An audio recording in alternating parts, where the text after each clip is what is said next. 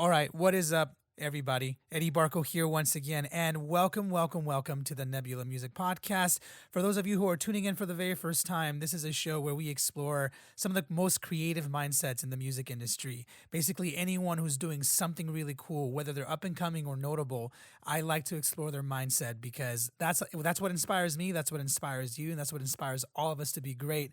And today is no exception because I have somebody who's incredibly talented. I mean, not only are his credits just beyond amazing, but what he can make is absolutely outstanding. And I'm just looking forward to learning even just a little bit to hopefully so that I can hopefully get a little bit better. I'm very excited. I have Mr. Nevada joining me today for a very cool conversation.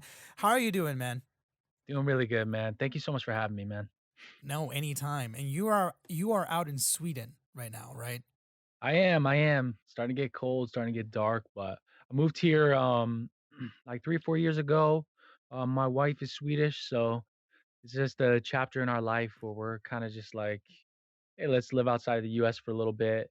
Experience something new. And what's great too is I mean, the music industry here is super alive and very influential, I think, in just the music industry as a whole. So I'm not really missing out on anything. It's not like I'm just out here in the woods with the animals. No, I but mean, like Stockholm, Sweden is like a crazy, like amazing city. And I mean, yeah, people here are dope. Like the writers, producers. I mean, even going back to, like, '70s, I mean, Sweden, has a big mark in music, yeah. like ABBA, like, and then even, coming up today, Max Martin, all that stuff, so Carl Falk, I mean, Sweden kills it, so Yeah. Can I ask you, as someone who is from the United States, and actually, what part of the United States are you from? I actually grew up in the DC area Gotcha. originally, so yeah, like, so I'm technically a Virginia boy, so I'm from Fairfax, Virginia, so all you Gotcha. Virginia peeps out there, what's up? All the East Coast people, I love the East Yeah, Coast. yeah, I'm a West Coast kid myself, and it's my home. Even though I've been all over the U.S., I right. always find myself back in the West Coast. But there's something special about the East Coast. It's greener, the air is different, it smells different too, dude. Every time I go out there, whether it's like South Carolina, even like New York or like New Jersey, like up there, there's something about the smell. It's very different. It's true. It's, I don't know what it is. I don't know what you're smelling in the air, but I mean, I definitely like the East Coast. I like the vibe. I mean, I love going to the West Coast. I love hitting like, because I've been to Portland and Seattle and all the way down, like even like Hollister, California, all the way down to Southern Cal, San Yeah, Diego. And I would say though, people on the West Coast are very like, "Yo, what's up?" They're chilling, like they're just vibing. It's yeah, cool. And then you get on the East Coast and people are like, "Yo, get out of my way, dude. I'm trying to get this freaking deal done," or whatever. It's like yeah, crazy competitive grind. And I'm sure it's the same on the West Coast as well. But I mean, I like the chill surfer vibes over there. It's cool. West yeah. Coast is awesome. No, you know what? I love that the very direct vibe too. Like every time New York for me is kind of like a second home. Like I love it going Yeah. out to like like New York specifically, but not enough to move there. I say that as a joke to like all my guests and friends and stuff because I'm in LA, born and raised in LA, Yeah. and so one city to the other it's kind of different. But the minute that I step out of the airplane, out of the airport, and I just interact with New York people and just East Coast people, I love that directness. Like there's something about that that I don't get enough of out here in the West Coast. And each one has its pros and cons, you know what I mean? But for me, I do so much, so I'm all about saving time. And when I'm with East 100%. Coast people, they're all about like, all right, what you need, what don't you need? Cool. Let's like no fluff. And I love Yeah. that. No wasted time, Yeah. you know? I mean, sometimes I mean, I don't know we wanna get to the music, but sometimes it can rub people the wrong way, but at the same time, clarity to me is huge, you know? Yeah. And I find the same thing because I actually lived in Nashville for 5 years, and I was writing there for a while, and Nice. I've done some sessions on the East Coast as well, like New York and, Miami, and sometimes you don't wanna guess what another writer or producer is feeling, you know what I'm saying? Yeah. There's a lot of times where you're just like, "Hey, we have this room for 6 to 8 hours or whatever the day, and it's like you gotta get it done in there within that Yeah. amount of time, you know? So if you're sitting there wondering, what's going on, like, how's this person feeling? Like, trust me, a dude from New York is gonna tell you that this track sucks or this joint is good. You know what I'm saying? But at I least you love that. know. At least you know. Yeah, at least you know, and you kind of have what I love about that directness, especially in music, and we are going to talk about it, but I love that we get a chance to just explore how it is that you grew up and all that stuff because it's all important. It's all part of the package. But Sure. one of the differences that I feel like, for example, growing up in a city like LA, it isn't necessarily an easy city to navigate. And, in all the episodes that I've done, like people know how much I love LA. But I will be honest that I do feel like finding a group of people that are brutally honest with you, that are like very much like, yo, this sucks, this needs to improve. And obviously in a polite way, but in whichever way it's best. It's a lot harder to find that out here than it is in the East Coast in general. And I know I'm generalizing, but like I'm using New York as an example. I imagine even like Yeah. places like DC and Nashville could be somewhat similar, but I feel like when it comes to making good work, that attitude goes a long way. Yeah, I've written a lot on the West Coast, and I love it. What's funny is I've wrote with people from the East Coast on the Y- West Coast, so it was Yep. kind of like, but I think a lot of it has to do with like the status of artist too, because sometimes there's an artist that they don't care. They're like, "I'm the artist," and maybe they've been killing it for 5 to 10 years. They know what what will work for them, or they Yeah. know, um, if a vibe is going the right way, and they can easily just be like, "Oof, no, let's try something else," or whatever. So a lot of it has to do with like feeling the room. And but you're right, culture and where you're from has a lot to do with it. I 100% feel that. Yeah. Well, since we're talking about culture a little bit, you're from DC. Yeah, So if you don't mind, like, how was it like growing up in DC? And maybe if you don't mind, kind of helping me explore like your ventures, like where, like how you ended up in Nashville, how you ended up in for the sure. West Coast. I want to know all of it, man. So I was born in Fairfax, Virginia. I grew up going to shows like, um, I'm actually like a rock guy at heart.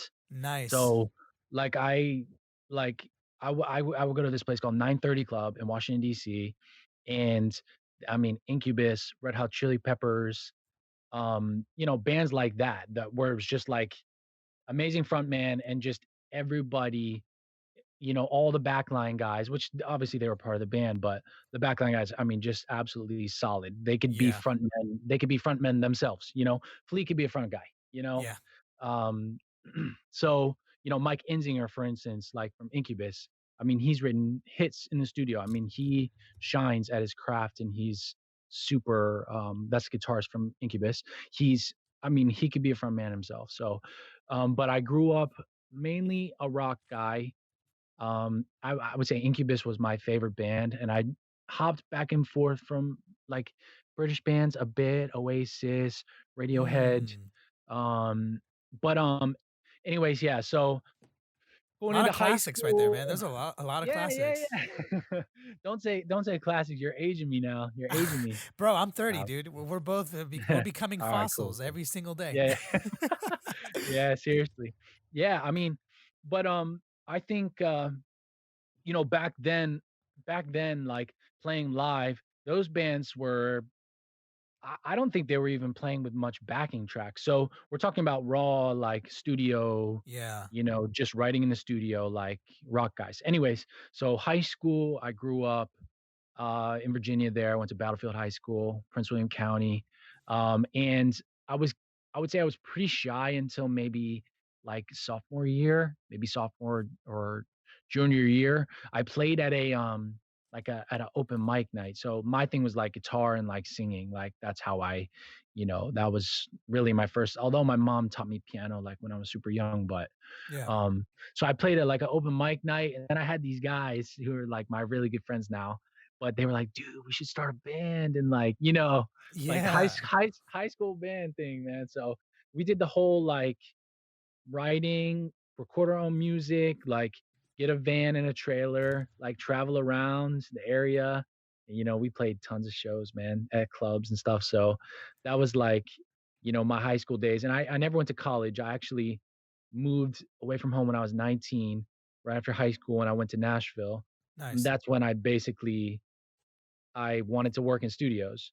I don't remember what year it was. It might have been a year before that or 2, but this album came out, Skrillex album, Scary Monsters Oh, of and Nice course. Sprites. That's the one. Yeah. It changed my life, dude. It ruined my life because, like, it ruined it because I became obsessed, you know? Yeah. I was like, and I think most electronic guys were just like, "Dude, how's he making that sound?" I remember sitting in the studio with a bunch of guys, and they're like, "Dude, he's doing it with his mouth. I mean, that's obviously like a vocoder of some sort." And then, you'd have one guy hop on YouTube and he can recreate it, and then I'm trying to recreate it. But anyways, when I was 19, that's when I really got 18 or 19. That's when I really got into like electronic music. Um, but I moved to Nashville. I wanted to like apprentice at a studio. There's a lot of like home studios there and big country producers, pop guys even. A lot of people have moved from LA, to be honest. Yeah. A Um, huge LA so population in yeah, Nashville. dude. It was a bit in transition when I was there, maybe 2009, 2010. I sound super old right now, but it was like a lot of like um, LA writers were and producers were coming out, like, on trips, Yeah. but now I see a lot of those guys I wrote with and, guys and girls, and they were like they're living there now, and just crushing it. So that's when I wanted to, like, apprentice at studios. I mean, there was one point where I sat outside a guy's studio, waited for him to leave, and I just, like, walked up and was like, "Dude, I'll do anything. I'll do your trash, I'll mow your grass, like, cook your food, whatever you need," you know? So, I worked, like, at a deli, and then I just tried to hustle the studio thing, but I got in a studio, and it taught me a lot. And then, one of my friends there as well, sorry, this is super long, man, No, but, dude, keep it going. I wanna know. I wanna know. so so one of my friends moved there as well, and we did a duo, toured, signed to an independent label. Then I decided to move to Sweden, and yeah, I yeah, and I've been producing music, releasing my own music since. So feels like time's flown by. Like, but what's nice is I feel like I've done a ton of things. I've been Yeah. a lot of places, and right now I'm in Sweden. I've been here for 4 years. Damn, man. I mean, I love that. That's a pretty good, concise summary of what you've done over the past, I'm not gonna say your age, I'll just say, like, Past couple of 100 years. years. You know what's funny? And not to sidetrack, but I actually don't mind getting older. Like, being 30 for Yeah, me, it's like I thought it would be worse. Like, I know a lot of people were like, "Oh, when you turn 30, everything goes downhill, blah, blah, blah." But to me, it's just been fun this whole entire time. I don't wanna yeah. sound like, like a douche or anything. I'm just saying, like, I don't know, I don't mind it. No, no. I'm starting to get there. I mean, I'm 29 now. My birthday is November 26th. Oh, So I'm nice. like, but I'm at that point where I'm creeping to the threes. My 20s to me were very free and I don't know, like not a ton of responsibility. I mean, I definitely had responsibilities, but I mean, I just worked in the studio every night till 4 in the morning and and Yeah. woke up at noon, stuff like that. Worked God at a damn. deli. Yeah, so Your but I birth mean, yeah.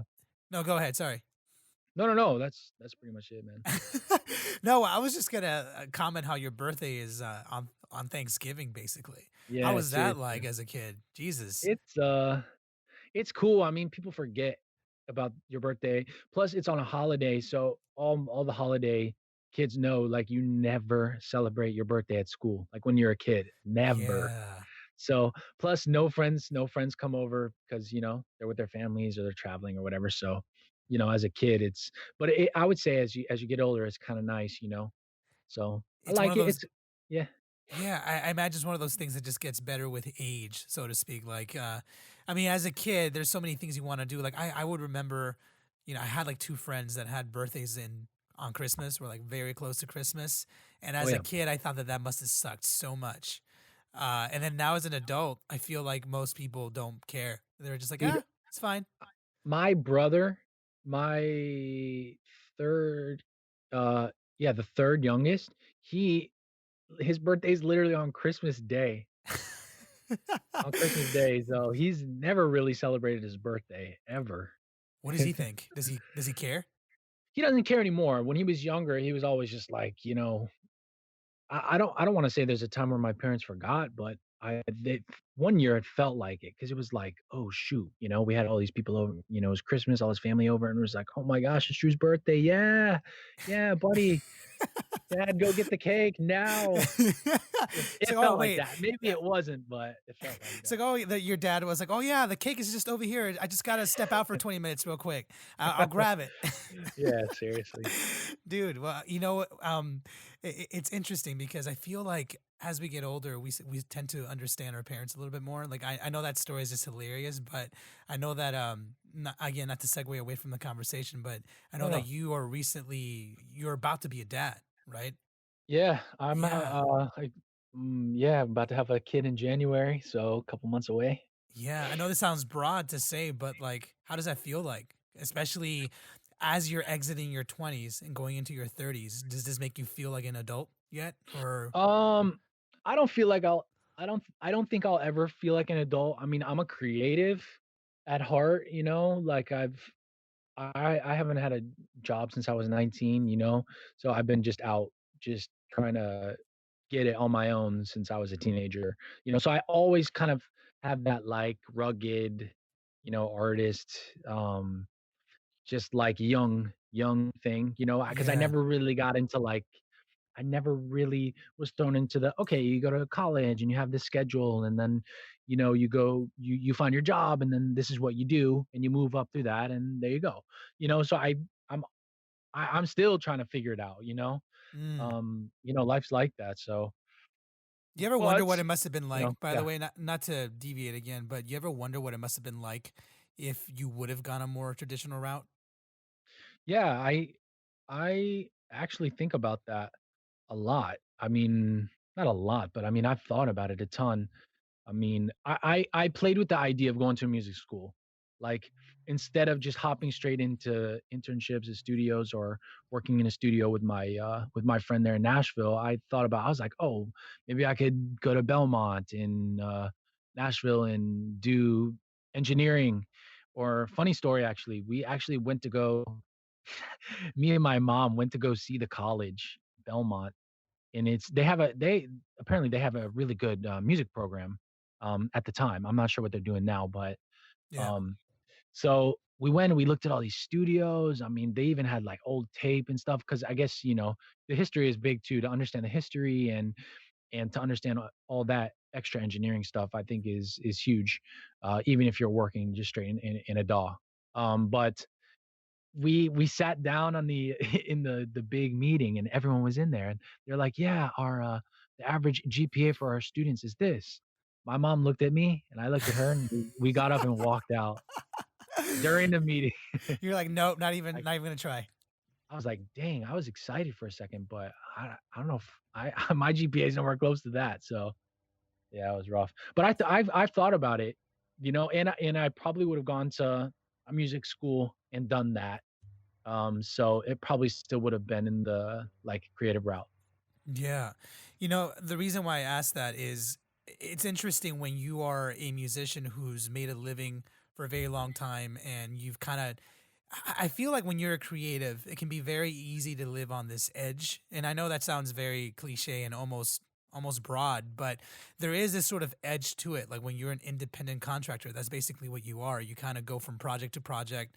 Yep, Or if you work at a studio, the hours are so odd that it does not feel like a job. And at any point, like, that project can go away. But I always feel and I see the similarity between artists like you who they kind of go through their lives just chasing after what it is that they're passionate about, and sometimes there is this thought, there is this fear, and I'm not saying you have it, but it is a curious concept to explore sometimes, that there is this wonderment of like, what happens when all this and if all this goes away, like, am I prepared to handle life? And you're entering into this fatherhood and you're doing incredibly well in your life, but it's one of those things where that thought kind of coincides with what actually motivates you to continue going forward.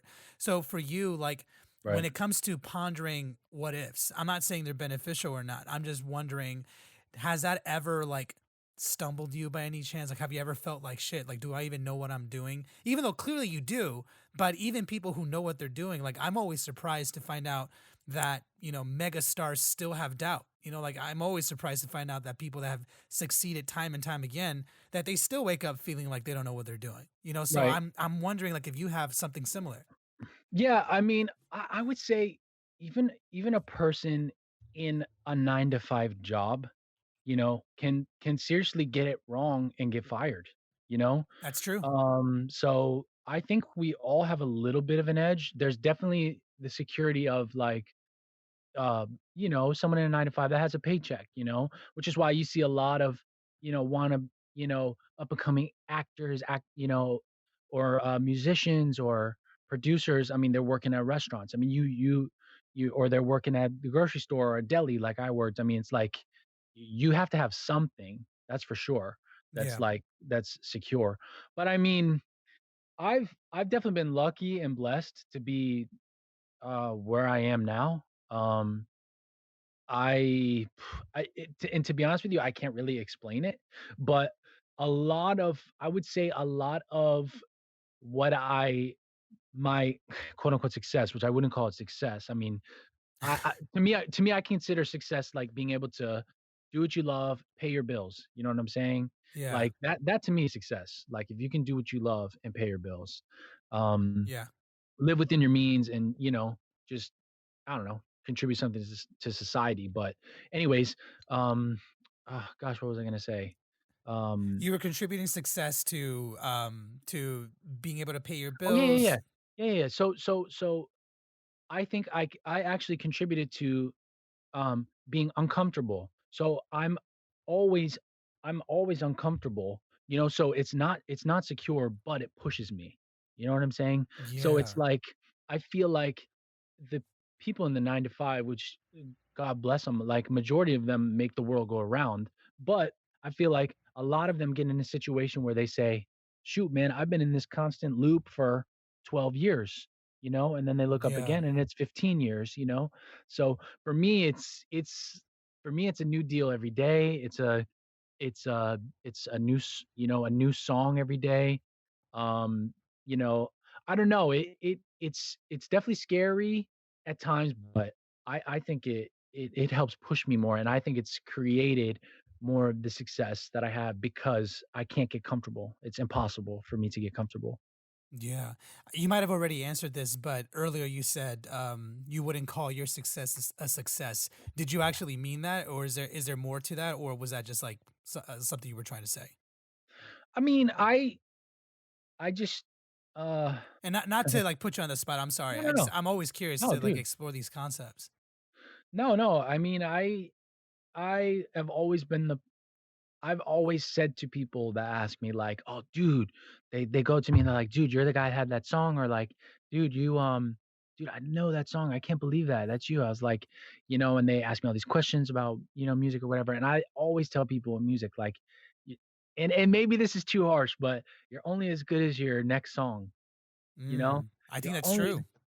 you're only as good as your next song, and maybe I'm being too hard on myself, or maybe that's too hard of a statement, but it's helped push me to just keep wanting more, as opposed to just, chilling, hanging out. So, and I try to be as humble as I can. Obviously, if somebody asks me a direct question, I'm gonna give them the answer, but I don't know, just try to, just keep my head straight and just work, man, be consistent. Yeah. I don't know if there is an answer to this next question, but excuse me.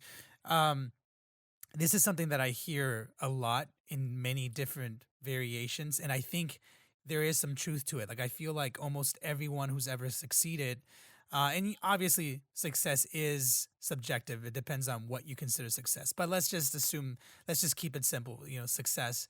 It is something that I hear quite a bit. people encouraging to always to enjoy the success, but to always keep pushing yourself for the next best thing or the next best project that you have, because otherwise you may never do anything again. Like that is a Of course. actual possibility. What I've always wondered, and I've dealt with this before in my own unique way, and I guess maybe I'm starting to figure things out in a different manner, but I'm wondering for artists like you, because it is a very common thing to have. I feel like almost every artist like you has a similar approach.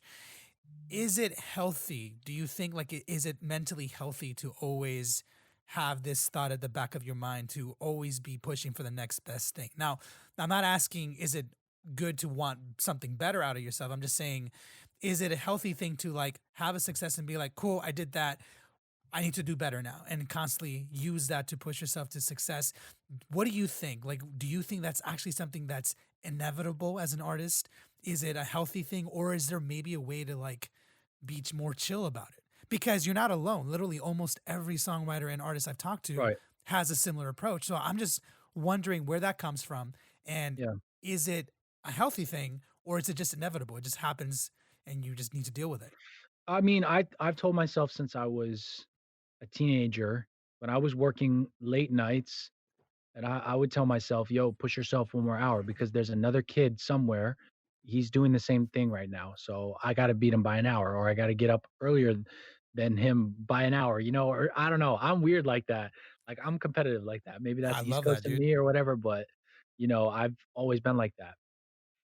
But I think pushing yourself, or like for instance, a lot of the songs I release have 4 or 5 versions, like Mm, 4 or 5 different versions, you know? And that's me telling myself, I need to beat this version. I need to beat that version. Majority of times we go back to the first or second version. Like, the labels are always like, yo, you already produced it, it's done. But me, I'm just like, yeah, but what if there's this new sound or what if there's this, I don't think it can hurt. It can only hurt if if it starts like messing with the relationships you have, or maybe business deals that you have with people, like maybe you're signed to a label and they're just like, dude, this guy can never finish a song because he's doing 12 versions, it's like we yeah. can, so then I think it could actually be a detriment, I think us creatives, we have to even flip our minds around and put on a record label or a manager hat for a second and be like, yo, how do these people think, how, they're not thinking, oh, the kick drum this, or this and this. I mean, they're listening to the song. Is it catchy? Is it is the production like forward? Like, is it pushing music forward? And does it sound like a smash? They're not thinking about how your hi-hat is EQ'd or whatever, Right. So it's like you I would say people like me, and I've done this in the past, I beat myself up over things that don't matter, and sometimes it can hurt you in the long run because, other people that are, involved with you or you have relationship with, they don't think like that. So, I think it's good to wear both caps and be able to take them off, be like, you know, be humble about it. It's not, people aren't thinking about, um, all of your thoughts in your head about how you think it's literally the newest thing since Skrillex Scary Monsters, you know what I'm saying? So, Yeah, it yeah. No, dude, and you're speaking so much truth. Like I'm really happy that you said the things you said, that you worded it the way that you did, because I think it's so true. And I think it's one of the hardest things to do when you're a creative. And I mean this across the board, not just in music. I think music is the classic example that a lot of people use, but this is the same across the board on any creative platform. Like there's always multiple sides to it. There's the people that really hunker down and get the work done, and get the creative work done, and there are those who there is their job to keep the machine moving, I guess you can say. yeah, And I'm constantly hearing so many people, and this is not a shot against them. I'm an observer. Like I'm that's literally what I am. I'm a professional observer.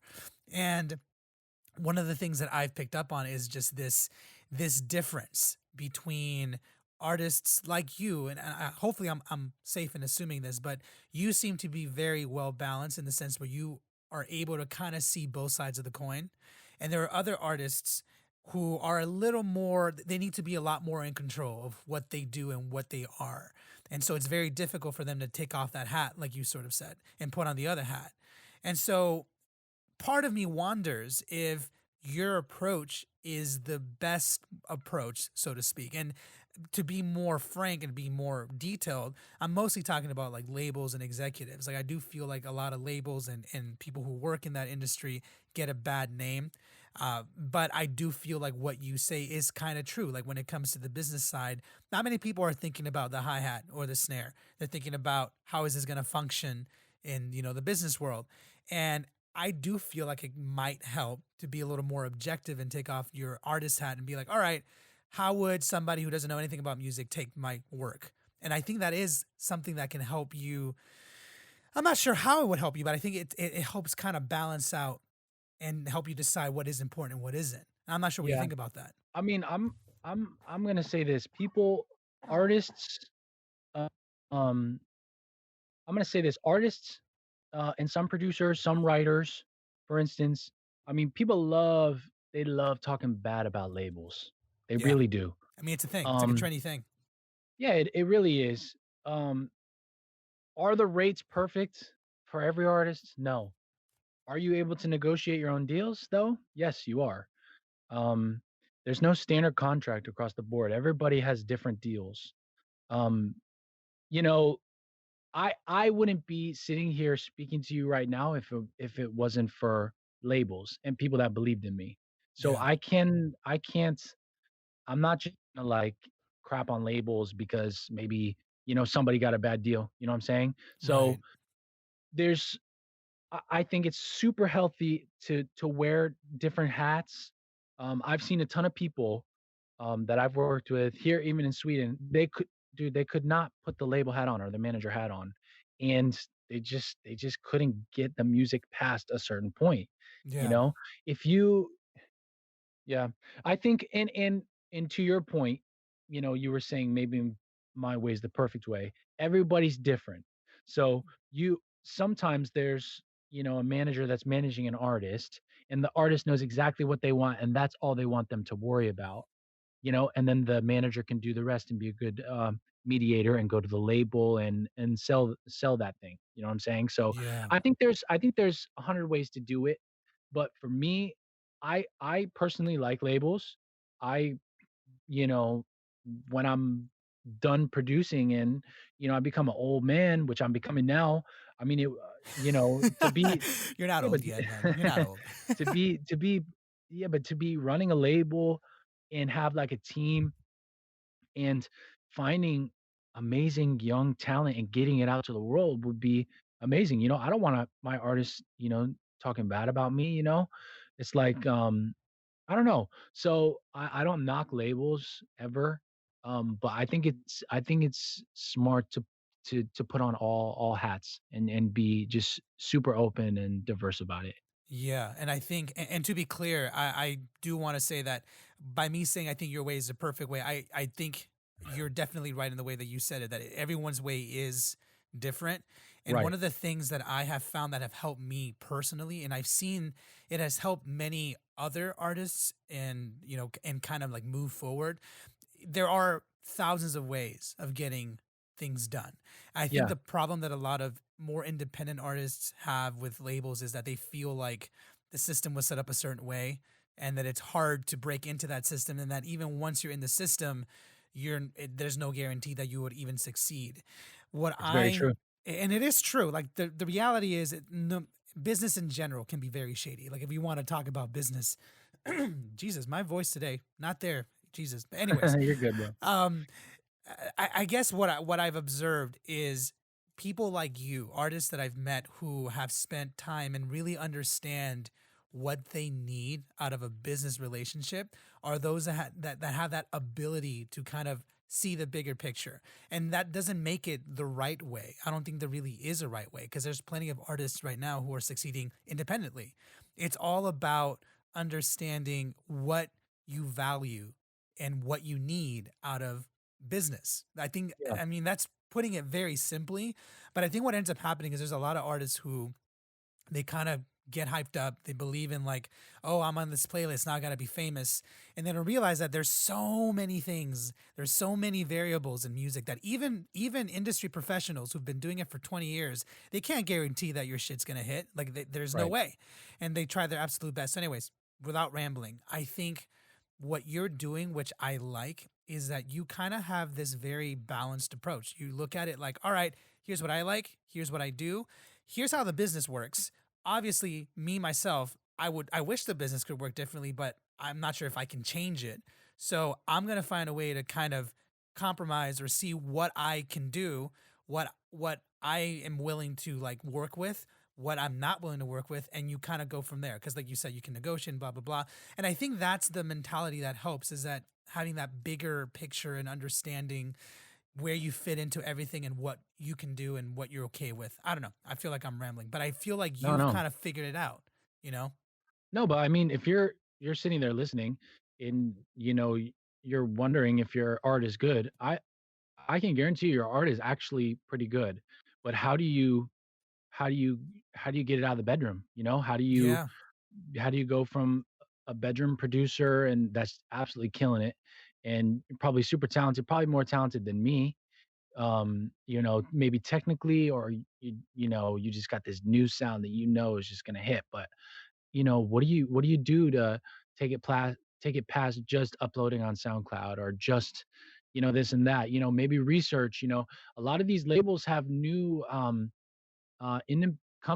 independent companies where they're signing independent artists, and you can get good distribution, from something like that, or and there's eyes there, just go where there's eyes, and be realistic. So Yeah. Well, on that note, I know that earlier we were talking about, that one song that a lot of people know you for. I mean, you make great music. I've listened to a lot of your catalog and you are phenomenally talented.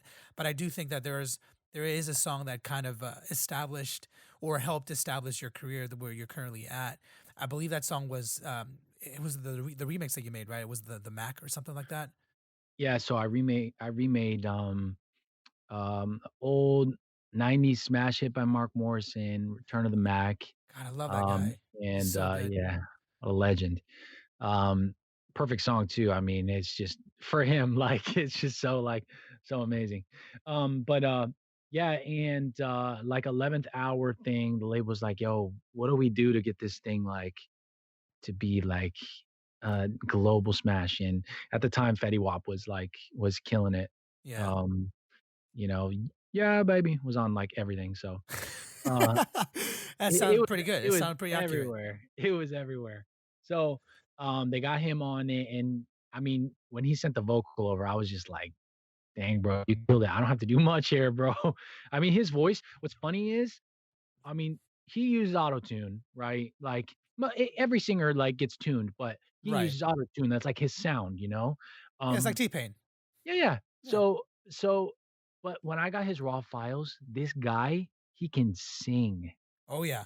Like, Yeah. it's unbelievable. Same with Mark. I mean, I'm listening to Mark and I'm just like, "Oh my gosh." These guys, when you hear their raw files, they can sing. Anyways, I wanted to say that about Fetty. He's, like, super talented writer, singer, like, There's a incredible. video on YouTube of him singing, like, I think it might have been backstage or in a living room or something. I'm not sure if it's viral or not, but I saw it from somebody, and that's when I knew. Like, I was like, "Oh, shit." It's the same thing when I found out that T-Pain could sing way back in the days. I was like, Yeah, "Whoa, it's crazy." same thing, same thing. I mean, yeah, so I got his files, we plugged it in, we did a few versions.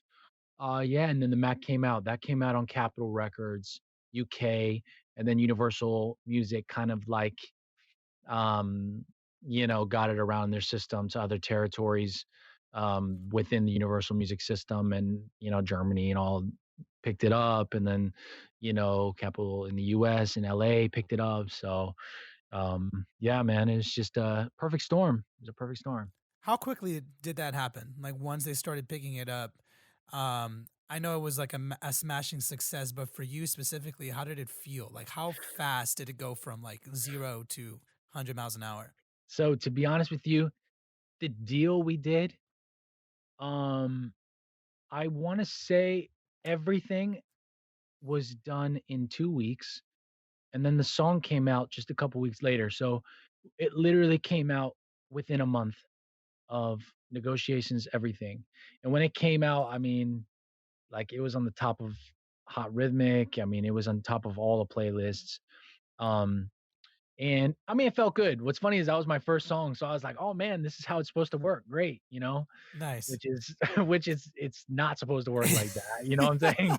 It was like it's definitely fake, you know? It was a blessing, but I can't really like, hold to that. Not many people get that. So, but when it came out, I was thinking, "Oh yeah, this is how it works," whatever. But and people were hitting me like, "Dude, this is insane, right?" I was like, "I guess. I don't know. You tell me." So, yeah, it did well. It was on today's top hits for a while. It's still getting like 35,000 plays a day, which is crazy. Damn. It's So, I pretty mean, good, it's dude. definitely yeah, it's like over 200 million streams, 250 million streams on Spotify, Apple Music. It's a lot as well. So, um, but yeah, man, I mean, it's not really a song where you can be like, yo, this is how mathematically I thought about this and this, I Yeah. literally I did the track in my kitchen at the kitchen island. I did that pretty much that whole track in a night.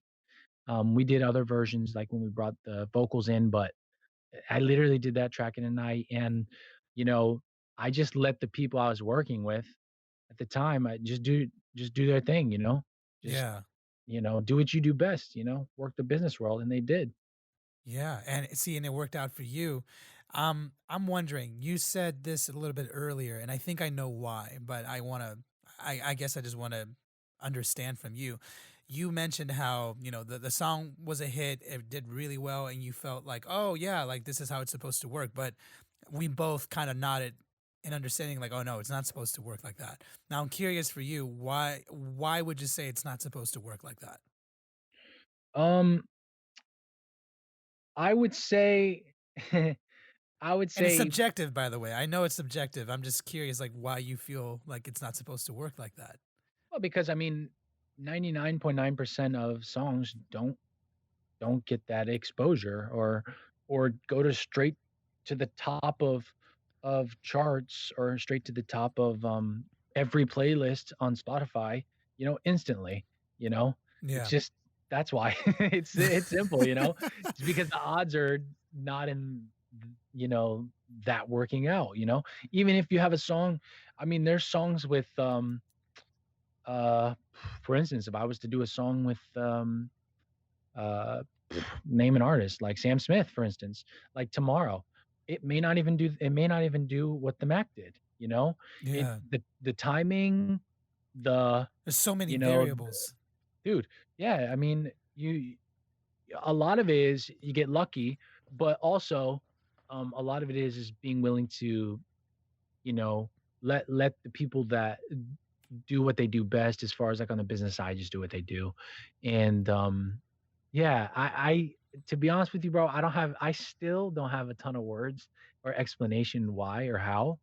But the label at the time they felt they wanted to make it a hit and they put it in the position to To get it do it. there and people received it, What's funny is when we released it, I think it was in September, late September, it was starting to be fall and it was a summer song. Because it's very like summer beach vibes. Yeah. And what's funny is Australia, so that side of the world, their seasons are flipped. So they were just getting into summer. So it was Nice. like it just translated over there and then it overlapped and then came to the US, I mean, in Europe. So to be and like I said, I still don't have words. There's no mathematical equation. I mean, I don't know. I still don't know. I still don't You know were what just to, I don't blessed, know what to man. tell you, bro. Honestly, Yeah. you got gifted something. Yeah. Whether it's through the universe or just through mathematical equations.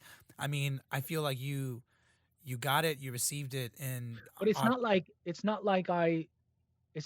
I stumbled upon it and this was my first track I ever right. made and oh, this is just because it was my first release with that project doesn't mean I've had projects that, you know, not doesn't mean every single one of my projects is a success. Right. From when I was a teenager, I've been playing in bands and trying to, sell. Back then, I mean, I'm trying to sell CDs out of the back of the van in the trailer.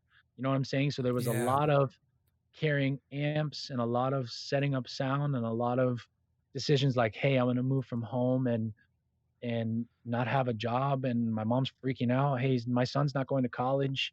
Like, like Yeah. there's a lot of moments leading up to that, doing basically when I got my first Mac, I did pretty much a song a day. I'm like, you know, getting it wrong to get it right. So Yeah.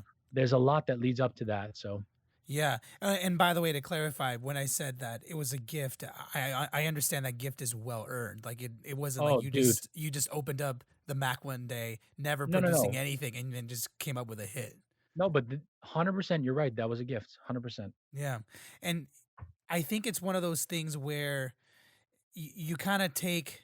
It is interesting because there's so many variables to this industry. It's so hard to really understand what can happen, but when it actually does happen or even something similar, I personally think it's important to like accept it, to like acknowledge that you got it, whatever, however it happened, and that it's well deserved and you enjoy it.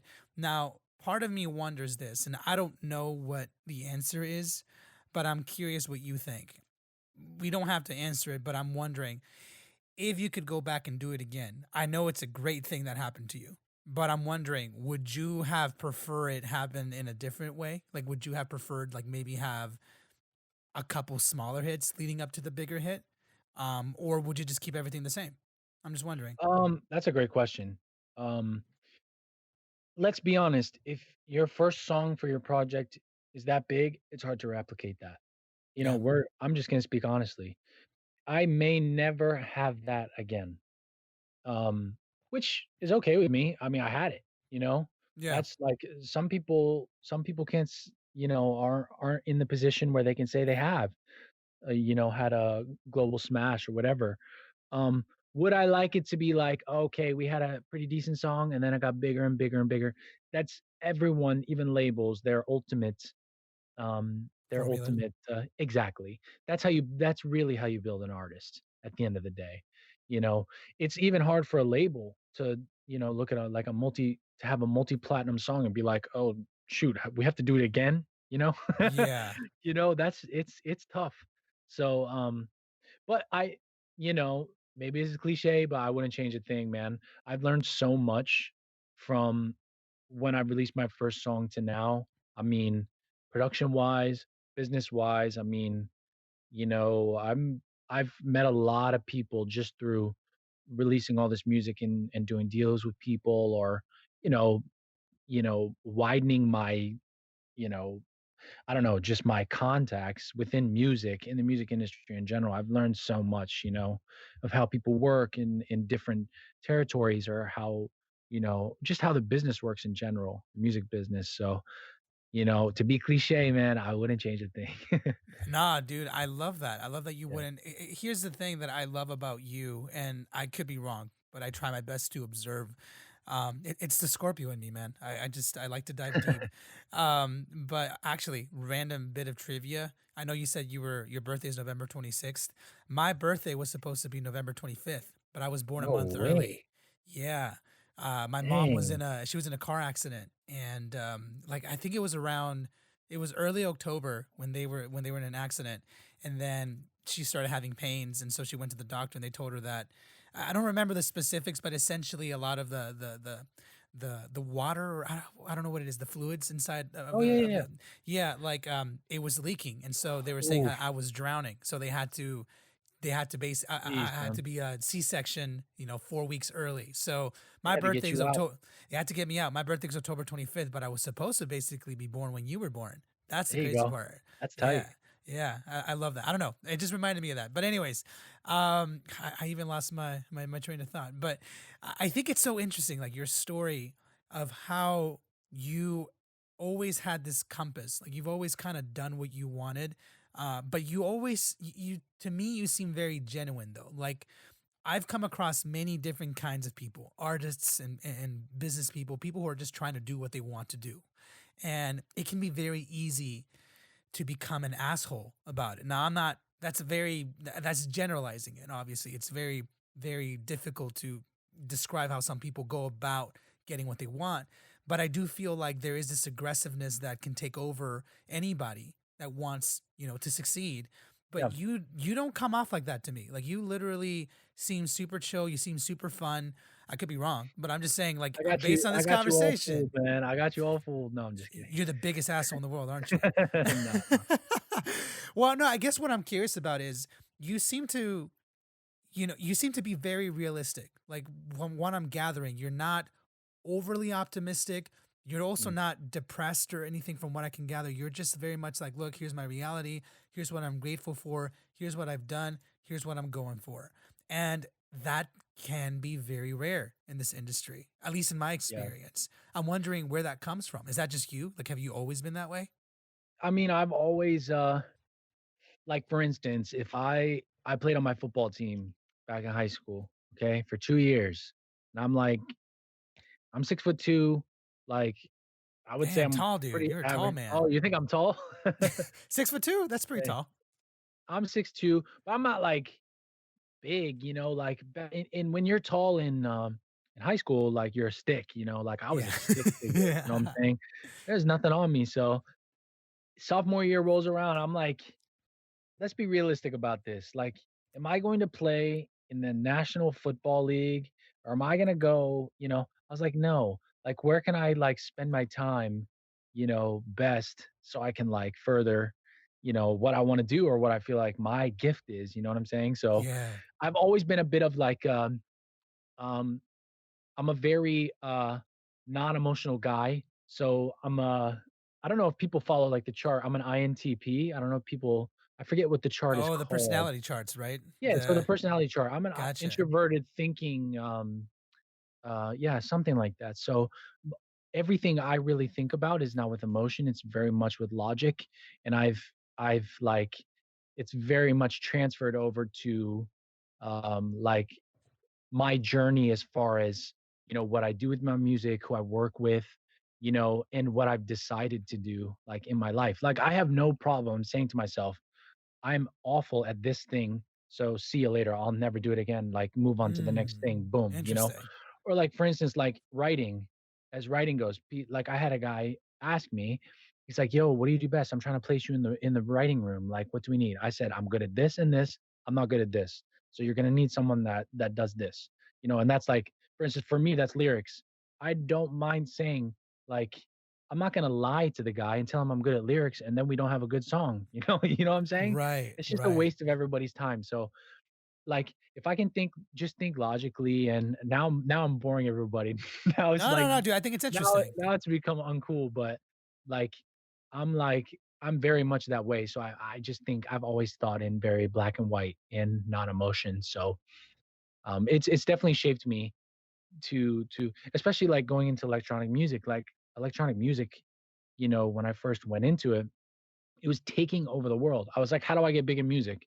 I was like, "Why don't I do the music," which I love, but I'm like, "Why don't I do the music that's freaking Th- taking over the world?" Yeah. You know what I'm saying? So, yeah, I've just always been like that and everything, even since I was a kid. Yeah, I love that because I feel like growing up, I was the opposite, so to speak. Like, not in the sense where I wasn't practical. I'm actually a very practical person, very analytical too, on top of being creative. But what I found that I had as a kid is I'm very tenacious, but I'm also very incredibly focused. So when there is something that I want to do, at least when I was younger, not so much now, but when I was younger, I found myself when I wanted to do something, I would do it and I would focus on it, but I would never stop to think about why I wanted to do it or if I even should do it. It was just like I can't give up. And I mean, I'm grateful for Nice. that attitude because I still have it, but now as I've gotten older, I've learned to kind of channel all of my traits in, basically control all of my traits. Yeah. For me, it was very difficult, especially when I was first starting out as a drummer and doing, stuff in the music industry. It was very hard for me to think objectively and think practically. Like, should I be doing this? Should Yeah. I be spending more time over that? I did so much, and I don't even know how the fuck I did all this stuff because This it's this that tenacious yeah. attitude. Yeah, there's part of me too, like for instance, when I told my parents, and when you have kids that are like high school, I mean, or college or whatever, it's like if I go to my parents, for some families, sports is like a good structure. It's good, competition or whatever. Or maybe it's like you're in the band at school, or maybe you know, I don't know. There's tons of stuff out there where people, are in their passion and can be competitive or whatever. But like for me, I tell my parents, I go to my parents, I'm like, yo, I'm done with football. My parents are like, what? They're like, I thought you loved football. Aren't you having fun? Like that's the thing. Some For them, it's like, don't you just want to like have fun, enjoy it? And me, I was coming to them saying, look at me. Does it look like I'm the next, NFL quarterback? No, I'm not gonna Yeah, be an NFL quarterback. But then there's part of me, I look back, I'm like, dude, that would have been so much fun to play out football or do this in music or do this, explore these types of things, So there's two sides, like you said, two sides to every coin. Um, and but I've always just fallen on like the, think logically and be realistic side. I love that, and I think that's one of the things that separates you from a lot of other people. At least that's what I'm gathering based on our conversation. You are very good at just taking what you need, and you're not. What is important about you that I'm gathering is that you don't dwell. At least that's what it sounds like. You basically look at your options, and almost like a military person, you're very like, all right, here's what I want to do. What are my options? Option A seems to be the best one. Cool. And B or Attack. you attack. No, and that's cool. Like I have so many military friends, and they always tell me like in the military. I mean, look, I know it's an interesting comparison, but there is something to like being disciplined. Where a friend of mine, he uh he has a very interesting story. Not to sidetrack, but I think it's very interesting. I think you will dig it.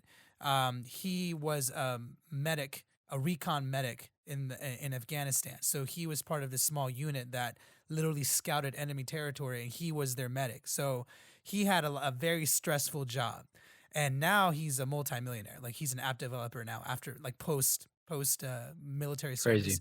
And so during one of our hangouts, he just like he told me like, the military was okay. Like obviously it isn't fun. Like no one really like finds it super enjoyable. He's like, but I wouldn't change it for the world because it taught me the importance of practicality. Like when you're on the field, no decision is the worst decision. Like you just got to make a decision and go for it and pay for the consequences later. I think that's a phrase that they use or something like that. But that True. concept, he kind of took that with him for his whole life. And it sounds a little bit it sounds very much like what you do, which is what I try to do as best as I possibly can, being like an owner and all this shit. Like it's very difficult for someone like me who can be very emotional sometimes, but I got to get myself out of that headspace. But I feel like you're designed to just make choices and you go for it. And I love that. Yeah, it's worked out. It's definitely worked out for me. But again, it's definitely had drawbacks where it's like Right. maybe I should have been more creative in this way, or maybe I should have done this or that, But I think as far as for me for the future, I think it's going to be great because I can't produce music, till I'm 80. I can't I can't tour, say, finally we get rid of this virus, we can get back to normal, get back to playing shows and touring and stuff. I can't tour till I'm 60, 65 years old, or 50 even, like, it's or 55, whatever. It's like what's that thing that I'm falling back on, and it's to me it's definitely the business side. Yeah. I'm glad that you seem very comfortable with where your life is going. Obviously, like you mentioned earlier, you were very much like you push yourself to try and be better. But I do feel like, at least for me, one of my purposes in life is to help musicians and artists kind of achieve whatever balance they need in their life, and I think because that's something I struggled with growing up. And now that I'm older, I'm happy that I have a bit more of a balance and I can make decisions and stuff like that. And the fact that you can observe that in your life, I think that speaks volumes. And I think it shows growth, and it shows, I don't know, like I feel like where you're at it's a good place to be, and it opens up possibilities to so many things, including success, because you can totally get that hit again if you, I don't know, like you could be gifted that again. But I love that no matter what happens, you're like, you're good with your choices, and that's important. That's right? incredibly important to being a very happy and successful artist. Yeah, and I mean, an artist listening out there, a producer, writer, whatever, you aren't you actually will never have success and until you like fall down, get back up, like get it wrong, get it wrong, get it wrong, and then finally you figure out how to get it right. You're never gonna have success until you do that. So take risks, you know. Be logical, but also take risks. You know, be able to say, hey, this isn't working. This isn't working for me. I need to go this way. Or Yeah, gosh, this person, you know, I don't know. You just don't be afraid to like for instance, there's so many people that feel like they're stuck in a situation or stuck maybe like, you know, doing something the same thing in music or whatever, but tomorrow you can choose to do whatever you want to do. You yeah, literally can actually. Like that job that's like not doing anything for you, you know, I mean, you wanna get a new one, you really can apply anywhere. Or if you wanna get a job at a studio, you can decide right now or tomorrow to email somebody or bug the crap out of somebody at a studio until they give you a job, you know what I'm saying? yeah, Like, a lot of people take it like, "Man, this guy's driven, this guy or girl, like, she's about it. She wants it. You know what I'm saying? Like, yeah. don't ever feel like you're stuck. Tomorrow's a new day. You can literally decide your future tomorrow if you want. Damn, man, that is a great fucking phrase. I love that shit. Man, it's been an absolute pleasure talking to you, my man. Dude, you are incredible. Yeah, I mean, you're incredibly talented. You are super down to earth, which I love. And I am so happy for the stuff that I mean, I'm very happy for your life. You seem to have a very cool life and a very well deserved life. You too, Um, man. I appreciate what you're doing too. I mean, you give artists a voice, you know, people that um I don't know. It's a lot of times you sit in the studio and I know you're trying to wrap up, but a oh, lot of take your time, times man. Take your a lot time. of times people sit in the studio and they're thinking, and they don't get any feedback. They're like, "Is what I'm doing good?" You know, are people really hearing this? And I think, you know, you you have a huge impact on the industry, you know, as a whole, just giving people a voice. And I think that's huge for up and coming artists. It's huge for even artists now that have gone through some things that can just pour into to upcoming artists as well, or people that just love music, you know, and want to know what's going on behind the scenes. So, yeah, I think what you're doing is amazing, and I appreciate you having me, bro.